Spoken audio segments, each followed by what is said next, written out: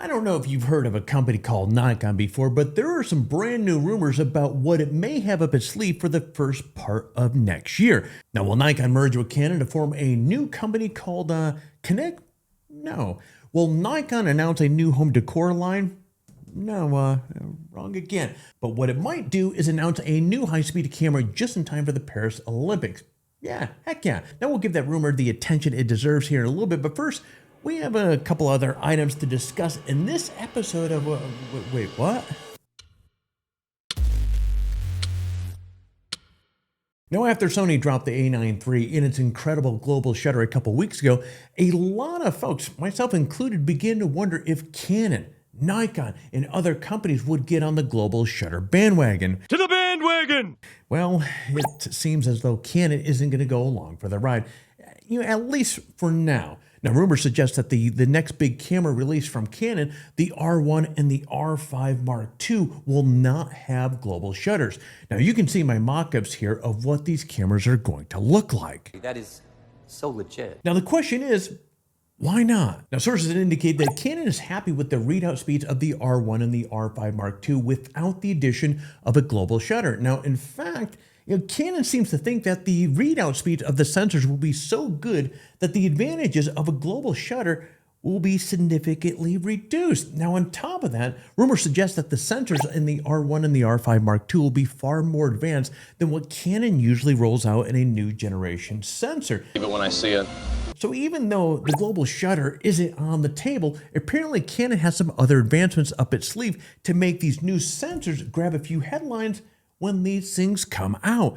Now, what we should be asking is this: what Canon camera is most likely going to get the global shutter in the future? Now, you want my 2 cents on this? I would argue that the R3 is going to be the best candidate, given it's a professional grade camera with blazing fast speed. Oh, yeah, makes sense. Either way, I guess we're going to find out in the oncoming months as Canon rolls out its new rigs. Now, I used Nikon cameras for the beginning of my photography journey all the way up to 2018 when I snagged the original Canon EOS R. And even though I shot with Canon cameras for years and years now, I still have a soft spot for Nikon. And that's why I'm happy to see the news recently that Nikon's financial forecast is really looking up.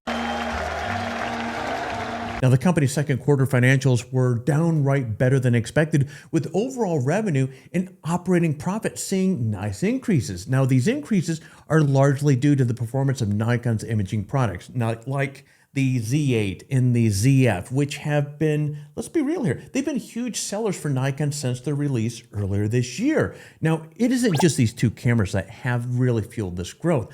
Though across the board, Nikon has seen increased sales in their mid-range and also their high-range or their high-end cameras in interchangeable lenses.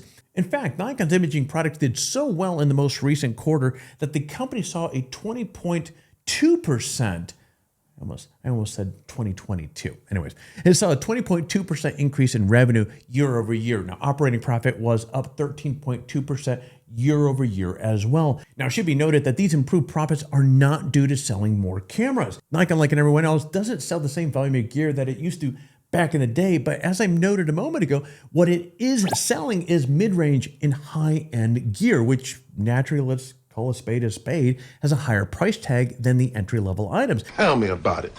So Nikon has been able to expand its profits because of the interest of enthusiasts and professionals going out there buying more expensive Nikon gear. Makes sense. So does this mean that I'm going to be going back and buying a Nikon Z8 with a few lenses and using Nikon gear?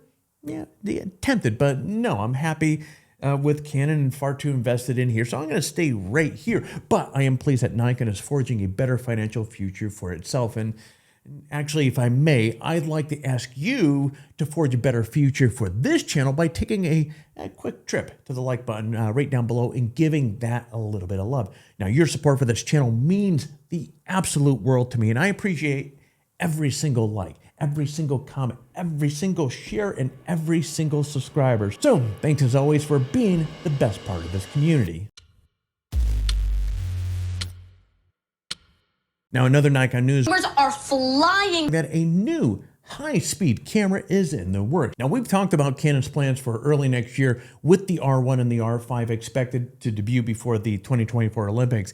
And if this rumor is correct about Nikon, they're going to join the party with a camera that has impressive speed. Now, there really aren't many details about what this camera might be, but one theory that really does make a lot of sense is that it could be a high-speed version of the Z9. Now, the reason that this is plausible is because Nikon, think about it, they've done this before. You might recall they released the high-end D1H and the D1X back in the early 2000s. Now, these cameras had half the pixels of their slower predecessors, so the high-speed Z9 might follow suit. Now, this high-speed camera is also rumored to have a high-resolution mode, which could make up for the reduced number of pixels the camera is reportedly going to have. Now, interestingly, some folks also speculate that the camera might also have a global shutter as well.